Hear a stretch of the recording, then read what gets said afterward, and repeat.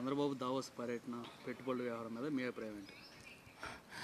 చంద్రబాబు నాయుడు గారు, లోకేష్ గారు చాలా హడావుడి చేసి చాలా పబ్లిసిటీ ఇచ్చుకొని దావోస్ పర్యటనకి వెళ్ళారు. పెట్టుబడులు లక్షల కోట్లు తెచ్చేస్తామని చెప్తూ. కానీ 40 ఇయర్స్ ఇండస్ట్రీ అని చెప్పుకునే చంద్రబాబు నాయుడు గారు కనీసం 40 crores కూడా పెట్టుబడులు తీసుకురాకపోవడం నిజంగా సిగ్గుచేటు. ఇది కూటమి ప్రభుత్వం తాలూకా వైఫల్యమని క్లియర్గా అర్థమవుతూ ఉంది. అసలు మొదటి రోజే లోకేష్ గారు రెడ్ బుక్ అమలు చేస్తున్నాం ఆంధ్రప్రదేశ్ రాష్ట్రంలో అని చెప్పడం అంటే ఏ పారిశ్రామికవేత్త ఎక్కడికి వస్తారు? అసలు ఎప్పుడైనా రెడ్ కార్పెట్ వేసి వాళ్ళని ఆహ్వానిస్తే వస్తారు, కానీ రెడ్ బుక్ అమలు చేస్తున్నాము అని చెప్తే పారిశ్రామికవేత్తలు ఎందుకు వస్తారు? పారిశ్రామికవేత్తలు ఒక రాష్ట్రంలో పెట్టుబడులు పెట్టాలంటే వాళ్ళు ఇక్కడ శాంతి భద్రతలు బాగుండాలి, అలాగే మౌలిక సదుపాయాలు ఉండాలి, వాళ్ళకి ఒక స్థిరమైన ప్రభుత్వము అలాగే సేఫ్టీ ఇచ్చే ప్రభుత్వము ఉండాలి. కానీ పారిశ్రామికవేత్తల్ని ఇక్కడ భయపెట్టూస్తూ ఉంటే వాళ్ళు ఎందుకు ఈ ఆంధ్రప్రదేశ్ రాష్ట్రంకి వచ్చి పెట్టుబడులు పెడతారు? గతంలో తీసుకుంటే జగన్మోహన్ రెడ్డి గారు దావోస్ పర్యటనకు వెళ్ళి లక్ష కోట్లకు పైగా పెట్టుబడులు తీసుకురావడం జరిగింది. 1,26,000 కోట్ల రూపాయల పెట్టుబడులు తీసుకురావడం జరిగింది. అలాగే విశాఖపట్నంలో గ్లోబల్ ఇన్వెస్టర్స్ సమ్మిట్లో తీసుకుంటే 13.5 లక్షల కోట్ల ఎంఓయూలు చేపించడం జరిగింది. ఈ విధంగా పారిశ్రామికవేత్తలకి ఎంతగానో సేఫ్టీ వాతావరణం ఆంధ్రప్రదేశ్ రాష్ట్రంలో కల్పించడం వలన ఆ రోజు విశాఖపట్నంలో జరిగిన గ్లోబల్ ఇన్వెస్టర్స్ సమ్మిట్కి అయితే అదానీలు, అంబానీలు, జిందాల్లు వీళ్ళందరూ కూడా వచ్చి పాల్గొనడం జరిగింది, ఎంఓయూ కుదుర్చుకోవడం జరిగింది.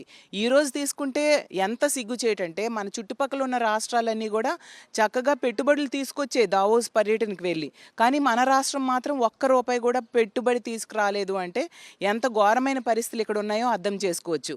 అసలు జిందాల్ లాంటి వాళ్ళు 3 లక్షల కోట్ల పైగా ఇక్కడ పెట్టుబడులు పెడదామనేసి గతంలో వాళ్ళు నిర్ణయించుకొని ఈరోజు చంద్రబాబు నాయుడు గారు చేసిన ఈ రెడ్ బుక్ రాజ్యాంగం నిర్వాహకం వలన వాళ్ళు పక్క రాష్ట్రానికి మహారాష్ట్రకు తరలి వెళ్ళిపోవడం ఎంత దారుణం.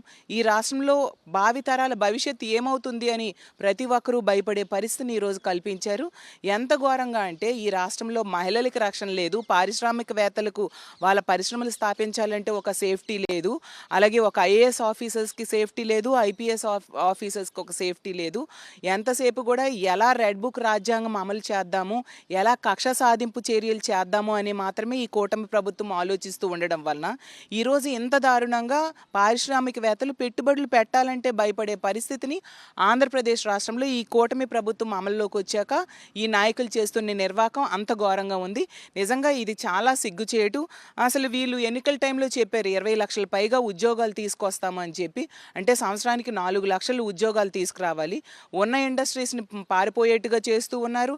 ఇండస్ట్రీస్ని ఇప్పుడు జిందాల్ లాంటి పారిశ్రామికవేత్తల్ని పక్క రాష్ట్రానికి ఎక్కడికో చెందిన జూనియర్ ఆర్టిస్టులను పెట్టి కక్ష సాధింపు చర్యలు చేపడితే వాళ్ళ మీద అక్రమ కేసులు పెట్టేస్తే వాళ్ళు ఎందుకు ఈ రాష్ట్రంలో పరిశ్రమలు పెడతారు? కాబట్టి ఆ గతంలో జగన్మోహన్ రెడ్డి గారు ఎంత చక్కటి మంచి వాతావరణం ఈ రాష్ట్రంలో ఏర్పాటు చేయడం జరిగింది. వరుసగా 3 సంవత్సరాలు తీసుకుంటే ఈజ్ ఆఫ్ డూయింగ్లో మొదటి స్థానంలో ఆంధ్రప్రదేశ్ రాష్ట్రంలో జగన్మోహన్ రెడ్డి గారు ముఖ్యమంత్రిగా ఉన్నప్పుడు ఈ రాష్ట్రంలో ఉంది. అలాగే 3 పోర్ట్లు, అలాగే భోగాపురం ఎయిర్పోర్ట్ కన్స్ట్రక్షన్ జగన్మోహన్ రెడ్డి గారు చేపట్టిన విషయం మనందరము చూసాము. అలాగే 10 ఫిషింగ్ హార్బర్స్ జగనన్న ఆ రోజు నిర్మాణం ప్రారంభించారు.